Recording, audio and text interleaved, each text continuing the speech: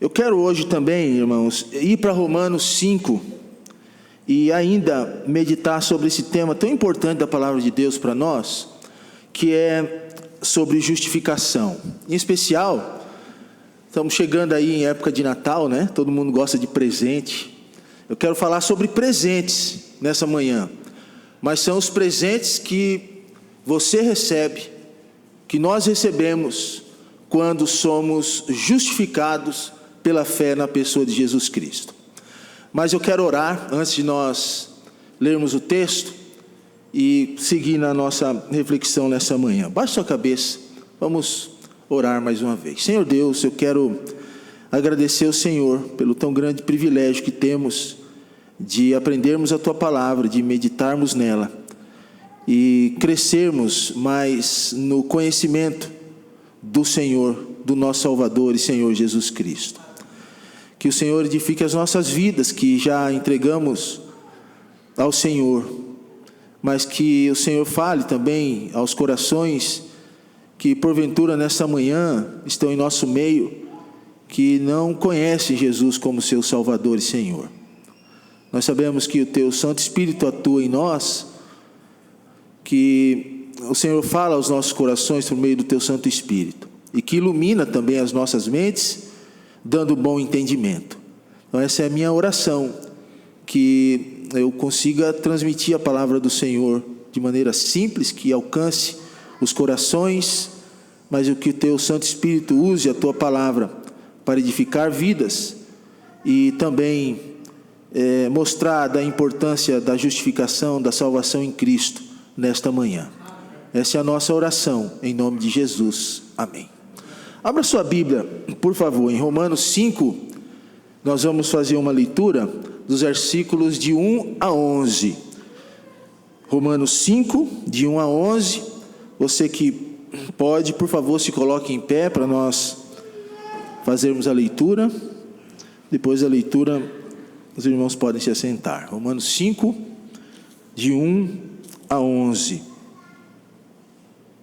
Diz assim: Tendo sido, pois, justificados pela fé, temos paz com Deus, por nosso Senhor Jesus Cristo, pelo qual também temos entrada pela fé a esta graça, na qual estamos firmes, e nos gloriamos na esperança da glória de Deus. E não somente isso, mas também nos gloriamos nas tribulações, sabendo que a tribulação produz a paciência, e a paciência a experiência, e a experiência a esperança.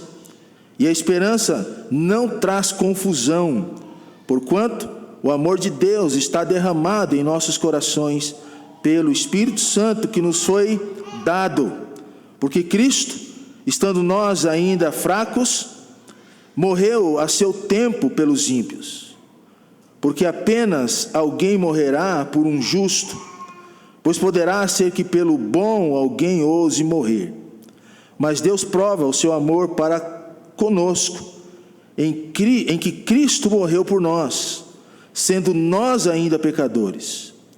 Logo, muito mais agora, tendo sido justificados pelo seu sangue, seremos por ele salvos da ira.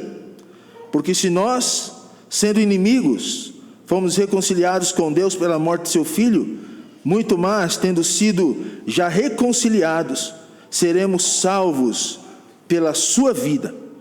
E não somente isso, mas também nos gloriamos em Deus por nosso Senhor Jesus Cristo, pelo qual agora alcançamos a reconciliação. Amém, irmãos? Podemos assentar, por favor.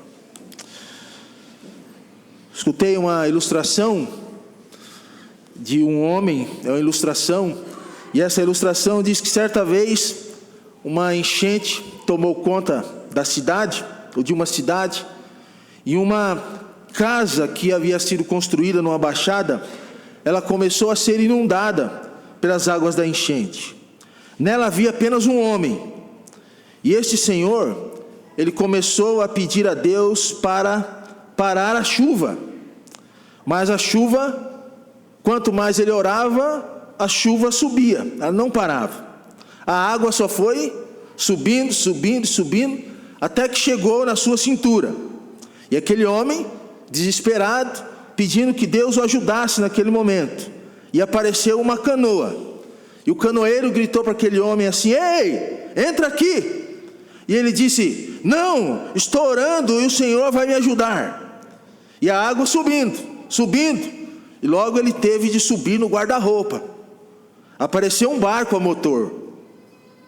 O piloto do barco chamou o homem, mas ele deu a mesma resposta: não, não vou, estou orando, pedindo para que Deus me ajude. Minutos depois, o homem teve que subir no telhado.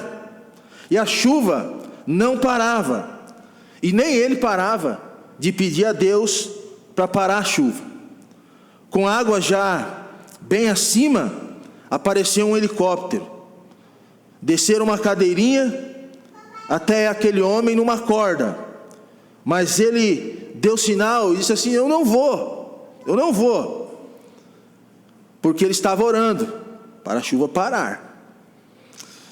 Aconteceu, irmãos, que a chuva aumentou, o homem foi levado pela correnteza, não sabia nadar, e o que aconteceu?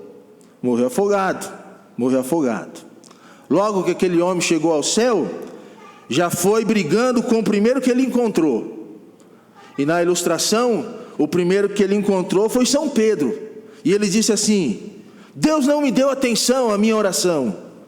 Disse ele, e São Pedro respondeu: como não, meu filho? Ele te mandou a canoa, te mandou o barco, te mandou o helicóptero, e você não quis vir, e ainda diz que Deus não te deu atenção?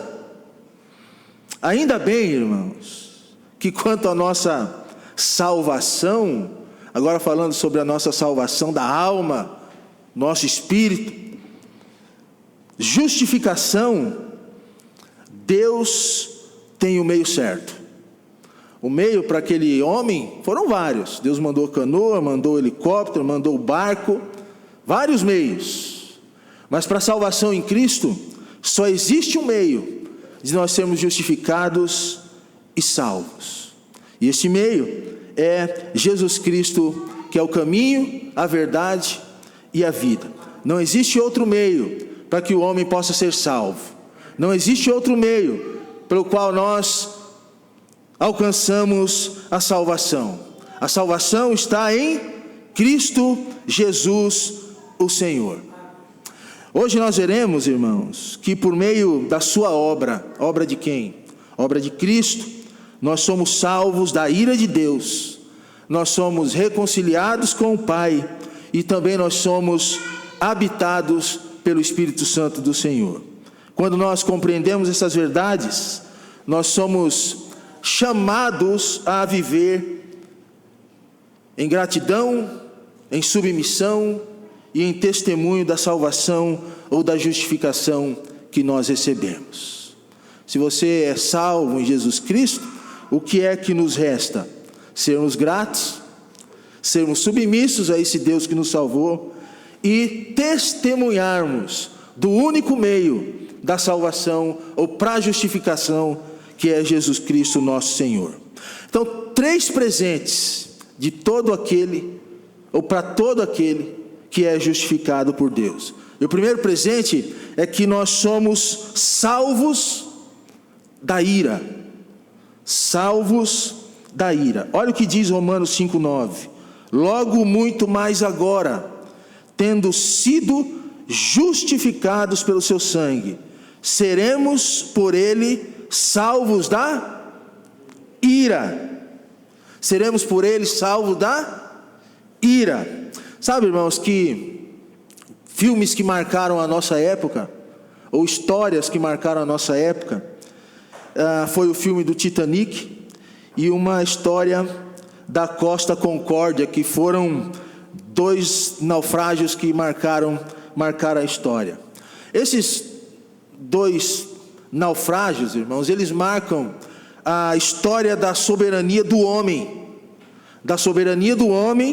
perante a natureza e suas consequências trágicas. Homens que se acharam soberanos, construíram tais obras e que achavam que não ia acontecer nada com aquilo que eles construíram. O próprio dono do Titanic, ou o cara que fez o Titanic lá, não lembro o nome dele, ele disse certa vez que nem Deus afundaria o seu navio. E nós sabemos que não foi isso que aconteceu. O navio, o Titanic, veio a pique, afundou. Tanta confiança excessiva na tecnologia, quanto na busca por lucros, enveloparam a história que nós contamos e vemos até hoje. Mas nos trazem um alerta, irmãos. Nós não podemos subestimar os fatores externos. Assim como essas catástrofes nos ensinam, nós devemos permanecer humildes. Nós devemos reconhecer, irmãos, que por mais que essas catástrofes marcaram a época, existe uma maior catástrofe, maior ainda, na humanidade, além dessas duas e outras, que foi a catástrofe da queda do homem no pecado, que trouxe diversas consequências para a humanidade. E a maior dessas consequências é a ira de Deus sobre todos nós. Ira esta, irmãos, que só existe um meio de nós escaparmos, de você escapar. Não existe vários caminhos, existe um caminho de nós escaparmos da ira de Deus. Em Jesus, nós somos resgatados da pior de todas as catástrofes da humanidade. Sabe qual que é? Que é a separação eterna do homem do Senhor. Muitos creem num Deus que não se ira. Muitos creem num Deus que não tem ira. Se Deus não se irasse, qual seria então a necessidade da morte de Jesus Cristo? Vocês querem saber do que nós somos salvos, irmãos? Sabe que numa palavra simples, numa frase simples, nós somos salvos do próprio Deus. É verdade, é Deus quem salva pessoas dele mesmo, da sua ira, porque essa ira de Deus, ela está guardada para o dia da sua ira. Embora existam algumas interpretações aqui de que essa ira seja o momento da grande tribulação, que seja, mas nós seremos salvos dela também. Mas o que eu estou dizendo aqui é que essa ira é a ira que condena de alguma forma, e não existe outro meio de escaparmos da ira de Deus a não ser pelo meio que o próprio Deus projetou para nos libertar e nos salvar dele. E é em Cristo que morreu por nós, sendo nós ainda pecadores, e Deus nos salva da sua própria ira por meio do Senhor Jesus Cristo. Então deixa eu te dizer uma coisa: se você está aqui nessa manhã e você ainda não entregou sua vida para Jesus, você irá em algum momento enfrentar a ira de Deus sobre a sua vida, e não queira jamais isso. Coisa terrível é estarmos diante da ira do Deus vivo. Esse é o caminho de todo homem, não tem jeito. E o pior é que o homem não tem força para trazer salvação para si mesmo. O homem, ele não pode estabelecer meios para ser salvo. O homem não pode traçar o seu próprio caminho. Por quê? Porque o caminho já foi traçado. O caminho para a salvação da ira já foi estabelecido, que é Jesus Cristo. E conta-se uma história que em uma cadeia de segurança máxima, por ordem do juiz, o diretor precisaria fuzilar a sangue frio 3 presos que estavam condenados à morte. Mas o juiz disse para aquele homem que ele teria autoridade para daqueles 3 salvar um deles. No que o homem escolheu ali os 3, pegou 3 lá na prisão, mandou que encostasse em uma parede onde as pessoas eram fuziladas, E antes de dar ordem para o homem que iria matar, fuzilar aqueles 3 presos, ele disse: pare! E o homem parou, e ele apontou para um daqueles 3 e disse assim: você está salvo, pode sair. Mas eu estava condenado à morte, eu pequei, roubei, matei, errei, mas você está sendo salvo da minha ira nesse momento. Irmãos, dentre tantas pessoas que morrem sem receber a Jesus, e isto é fato, todos os dias morrem milhares de pessoas sem receber a Jesus, que estão com os pés no inferno. Nós, você que está aqui nessa manhã, que fazemos parte da igreja, fomos salvos da ira de Deus por sua graça e por sua misericórdia. Você que está aqui nessa manhã e não tem certeza dessa salvação, da ira de Deus, o meio está traçado, é ou não é? O único meio, que é Jesus Cristo, o Senhor. Por isso que Deus enviou seu Filho ao mundo, para receber, ou melhor, para resolver o problema dessa ira. Você tem levado a sério a realidade da ira de Deus? Deus é amor, amém, irmãos? Mas Deus também tem ira. Você tem levado a sério essa questão? Você tem considerado o preço que foi pago por Cristo para nos livrar dessa ira? Sem Jesus não há escapatória. E o que você deve fazer diante dele agora? Humilhe-se diante do Senhor Deus. Reconheça que a salvação é um dom imerecido. Reconheça que você não tem mérito nenhum. Reconheça que o único caminho para a salvação é o Senhor Jesus Cristo. Para você se libertar da ira é o Senhor Jesus Cristo. Reconheça que você não tem força, você é pecador e você não pode fazer nada para salvar a si mesmo. E seja grato, irmão e irmã, a Deus, por Deus nos salvar, nos tirar, nos dar essa escapatória da condenação eterna. Não por méritos nossos, mas por méritos dele. Viva de forma que reflita essa gratidão. Como você tem sido grato? E grato ao Senhor por ter sido salvo. Seja grato ao Senhor. Demonstre isso com a sua vida. Seja fiel. Busque a palavra. Tenha vida de oração. Participe dos cultos. Não deixe sua igreja. Seja grato ao Senhor de alguma forma. Por quê? Porque você foi liberto da ira de Deus, da condenação eterna. Que bênção, irmãos. Somos salvos da sua ira. Que presente. Não existe presente melhor nesse Natal para a sua vida do que o presente que Jesus Cristo te dá hoje, que é o presente do resgate da ira de Deus. Segundo presente, além de nós sermos salvos da sua ira, nós somos reconciliados com Deus. Nós somos salvos da ira, mas nós somos reconciliados com Deus. Romanos 5,10 diz assim: porque se nós, sendo inimigos, o que nós éramos, irmãos? De Deus, inimigos, fomos reconciliados com Deus pela morte de seu Filho.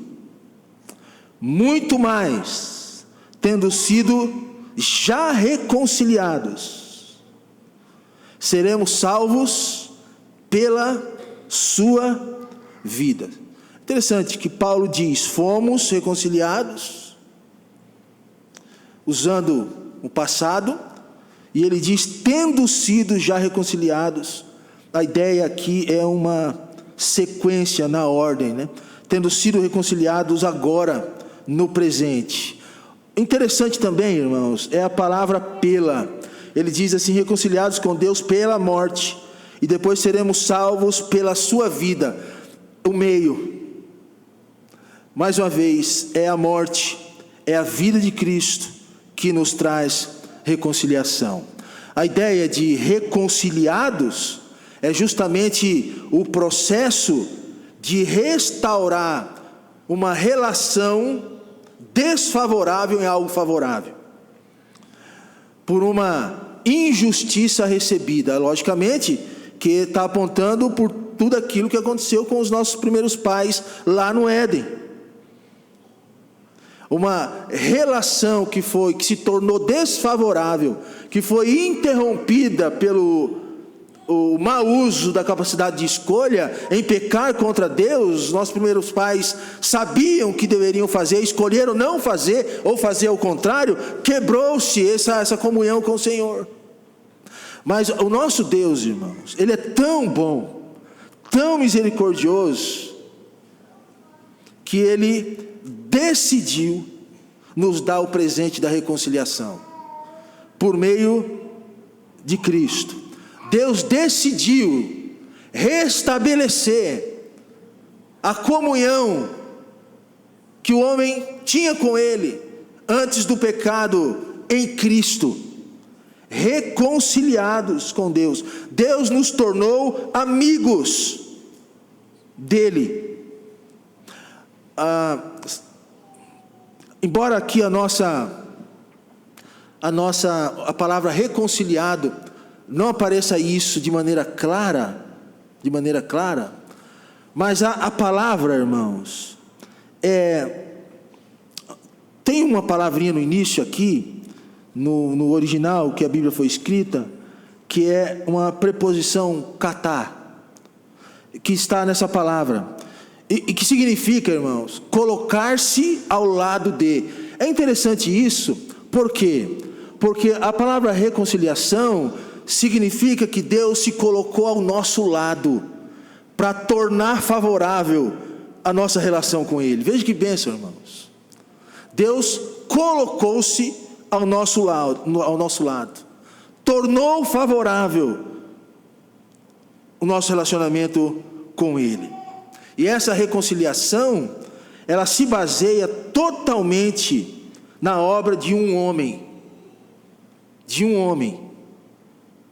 Em um momento, presta atenção no que eu estou dizendo para os irmãos. Essa reconciliação se baseia na obra de um homem, em um momento e em um evento que não acontecerá mais nunca na história. Mais nunca. O Titanic, quem sabe, vem um homem de mente brilhante e constrói outro. Mas esse evento e essa construção para a salvação que foi feita a partir de Deus, só foi uma vez. Foi um único ponto na história, porque Deus amou o mundo e entregou o seu Filho para morrer, para trazer reconciliação. O único ponto, o único evento que não acontece mais nunca no universo. Já aconteceu. O Calvário foi só uma vez. Embora as pessoas, nós sabemos disso, que Cristo veio ao mundo, morreu por nós, teoricamente as pessoas saibam disso, mas isso só se torna real, somente é vivo na vida de uma pessoa quando realmente acontece, quando esse entendimento é real, quando as pessoas entendem que Jesus é o único Filho de Deus, é Deus e veio ao mundo e aqui habitou, tabernaculou, viveu em nosso meio, morreu, foi sepultado, ressuscitou ao terceiro dia, está à destra do Pai intercedendo por nós. Quando a pessoa entende esse evangelho, é que o processo de reconciliação acontece. Mas Deus fez, colocou-se ao nosso lado, deu o meio, e nós podemos desfrutar desse relacionamento, dessa reconciliação, podemos desfrutar do céu hoje em Cristo, porque Jesus nos reconcilia com Deus e ponto final. Há aqueles que dizem, será que um único acontecimento pode realmente ter repercussões 2000 anos ou mais de 2000 anos depois para toda a humanidade? Um ato feito por um homem em um lugar pode realmente alterar a história do mundo? É lógico, porque não foi qualquer ato, não foi qualquer homem, foi Deus quem fez. E em resposta a isso, irmãos, eu penso em outro evento que alterou a história mundial. Em 6 de agosto de 1945, um homem ordenou que a bomba atômica fosse lançada sobre Hiroshima. Você conhece essa história? E a morte, a devastação, a destruição que se seguiram depois foi terrível. Não há paralelo na história igual. A bomba atômica mudou todo o curso dos eventos geopolíticos, pois todos os prédios em um raio de 4,7 mil ou de 4,7 milhas do epicentro, eles foram destruídos instantaneamente. 93 mil pessoas morreram imediatamente. E 13 mil morreram por causa da precipitação radioativa. Que evento, né, irmãos? De cunho mundial, catastrófico. Um evento, em um momento, ordenado por um homem, resultou na devastação e destruição além da nossa compreensão. Mas essa não é a bomba atômica que Paulo está falando nesse texto. Essa bomba de Hiroshima não é a bomba que Paulo está falando nesse texto. A bomba que Paulo está falando nesse texto é sobre a bomba de Adão que caiu quando Adão bombardeou o jardim do Éden e toda a vida da humanidade, desde o início da história, trazendo consequências, e os abalos secundários afetaram toda a humanidade até hoje. Até hoje, as doenças, as brigas, a natureza sofrendo, os homens insubmissos, os filhos desobedecendo aos pais, os pais que não cuidam da sua família, o câncer, tudo nos dias de hoje. E o pior, a separação eterna, irmãos, de Deus, acontece por causa daquela bomba que foi lançada lá no Jardim do Éden. O que a reconciliação com Deus em Jesus deve gerar em nossas vidas, além da entrega da sua vida ao Senhor Jesus Cristo, do seu reconhecimento de que Jesus Cristo é o único e suficiente Salvador. Presta atenção no que eu quero trazer aqui como aplicação para a sua vida nessa manhã. Que tal a gente levar isso mais a sério quando a gente se reúne em família, por exemplo? Reserve um momento lá na sua casa para você dialogar sobre o que significa viver em reconciliação com Deus por meio de Jesus Cristo. Pergunte para os seus filhos, para a sua esposa, pergunte para o seu marido, para cada membro da sua família sobre as experiências com Deus e como elas podem se reconectar. Pergunte como isso tem promovido o entendimento espiritual para a vida dele, dela ou da sua família. Pergunte como a reconciliação pode fortalecer os laços da sua casa. Considere orar junto, pedindo a Deus que ajude cada um a buscar um relacionamento mais profundo com Deus. Sabe, irmãos, que esse ambiente de discussão permitirá que cada um de nós, membros da nossa família, nos sintamos em liberdade para abrir a nossa vida espiritual e receber um apoio mútuo nessa jornada ao lado de Deus. Diante dessa reconciliação, de Deus se colocar ao nosso lado, olha a intenção maravilhosa de Deus, né? Como você tem reagido a isso?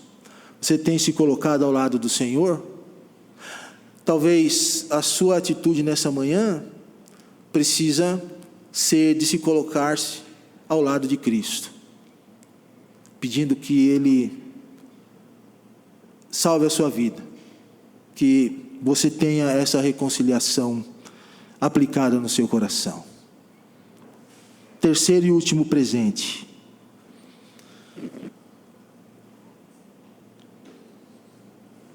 Além dos dois primeiros, que são salvos da ira. Fomos salvos da ira. Que presente do Senhor. Segundo, somos reconciliados com Deus. E terceiro presente, somos habitados pelo Espírito Santo. Você sabia que a habitação do Espírito Santo é fruto da justificação e da reconciliação e da salvação em Cristo? Olha Paulo dizendo isso em Romanos 5,5. E a esperança não traz confusão, porquanto o amor de Deus está derramado em nossos corações pelo Espírito Santo que nos foi dado. Em que momento, irmãos, isso acontece? Não é a segunda bênção. Isso acontece no momento da nossa conversão. Isso acontece no momento que Deus nos reconcilia com Ele, que nós entregamos nossa vida a Jesus. E essa justificação em Cristo nos dá a bênção, irmãos, da habitação do Espírito de Deus no momento da nossa conversão. Você já é habitado pelo Espírito Santo do Senhor? Eu sou, e você?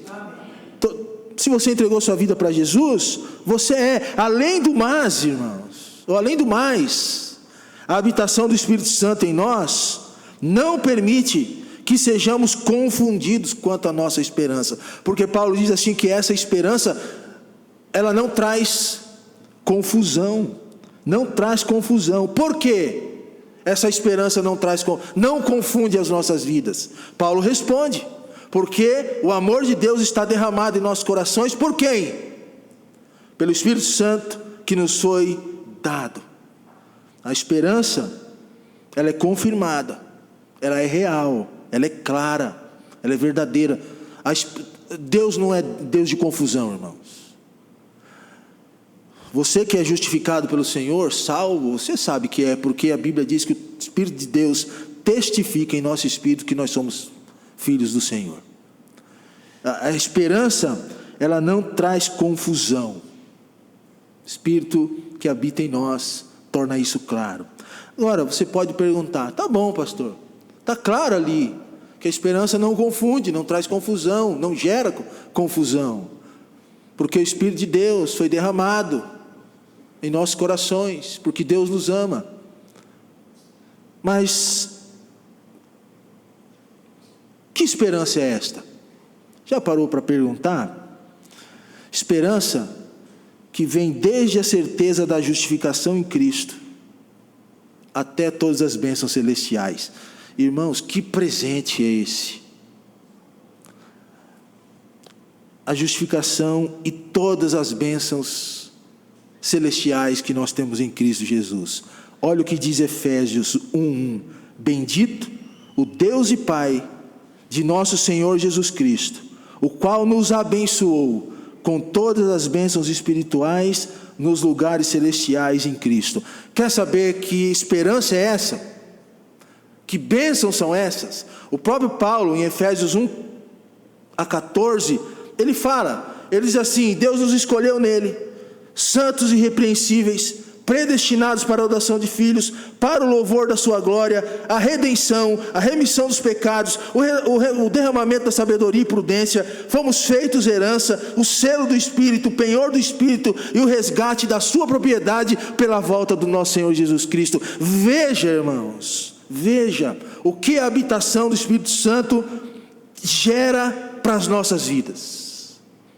A justificação garante a habitação do Espírito Santo, e não somente isso, mas garante as suas bênçãos também. Imagine uma casa que você ama, onde cada canto reflete sua vida. Aí você arruma, né? Casa que você ama, cada canto reflete sua vida. Aí você arruma, você põe lá num canto um móvel, sei lá, você põe lá um quê? Um negócio de café, para você tomar o seu café, aquele é o seu cantinho, o seu quarto, o seu escritório. Cada lugar desse reflete a sua personalidade, reflete quem você é. E você nem gosta que muita gente chega naquele lugar, porque é seu, reflete você. Agora, pense no seu coração como essa casa. Cada canto preparado. Juntamente com isso, você pensa que o Espírito Santo é o inquilino, que está lá, naquela casa que tem tudo que você gosta, mas que ele vai melhorando, e que ele vai transformando cada cômodo da sala, cada cômodo do quarto, cada objeto, aquele lugar onde você recebe os amigos, onde você se alimenta, que é o teu lugar preferido. Pensa no seu coração como um lugar que você recebe tudo que vem de fora para a sua vida, e o Espírito Santo está trabalhando, está melhorando isso. Assim como você cuida da sua casa, você precisa cuidar da sua habitação espiritual. E o Espírito Santo faz isso por nós. O Espírito Santo faz isso por você. Paulo diz: enchei-vos do Espírito. Paulo diz: não apagueis o Espírito. Paulo diz, fala sobre o fruto do Espírito, porque é o Espírito que trabalha, o Espírito que transforma, é o Espírito que testifica a nossa reconciliação. E permita então que o Espírito Santo faça do seu coração um lugar habitável e agradável, onde impera o amor e impera a esperança, principalmente da volta de Jesus, como bênção celestial. Você já foi salvo da ira de Deus? Se Jesus voltar hoje, se você morrer hoje, você tem certeza que foi perdoado da ira? Já foi salvo do próprio Deus, ou salva do próprio Deus? No sentido de não ser mais condenado? Pensa nisso. Você já foi reconciliado com Deus? Reconciliado com o Pai? Antes nós éramos inimigos de Deus. Deus estava com as costas viradas para nós. Mas em Cristo, Deus estava assim, né? Mas em Cristo, nós agora somos amigos de Deus. Nós podemos encarar Deus face a face. Deus é o nosso amigo. Você já tem Deus como seu amigo? Você já tem a habitação do Espírito Santo que transborda em bênção para a sua vida? Desde a justificação até a volta de Cristo, até o céu. São verdades, irmãos, amigos, que não podem passar batido das nossas vidas. Não pode. Você precisa encarar isso como uma realidade. E que a partir do momento que se torna real, você precisa ser grato, precisa obedecer e precisa crer na esperança. Paulo diz em 1 Coríntios 13:8 que existem 3 virtudes que permanecem: a fé, a esperança e o amor. É a esperança em Cristo, que é gerada pela reconciliação. Se ainda você não tem certeza disso tudo, hoje é o dia de se você voltar-se para o Senhor, entregar a sua vida, porque você entendeu que o único meio para ser amigo de Deus, reconciliado com Ele, é através do perdão gerado por Jesus Cristo. Colossenses 1, 19 e 23, eu vou ler e eu vou chamar o pastor para encerrar o culto para nós, que diz assim: porque foi do agrado do Pai que toda a plenitude nele habitasse, e que havendo por ele feito a paz pelo sangue da sua cruz, por meio dele reconciliasse consigo mesmo todas as coisas, tanto as que estão na terra como as que estão no céu. Reconciliasse com ele mesmo, nós, os homens. A vós também, que noutro tempo éreis estranhos, e inimigos do entendimento pelas vossas obras más, agora, contudo, vos reconciliou no corpo da sua carne, pela morte, para perante ele vos apresentar santos, irrepreensíveis e inculpáveis, se na verdade permanecerdes fundados e firmes na fé. E não vos moverdes da esperança do evangelho que tendes ouvido, o qual foi pregado a toda criatura que há debaixo do céu, e no qual eu, Paulo, estou feito ministro. Que Deus nos abençoe. Baixe sua cabeça, nós vamos orar.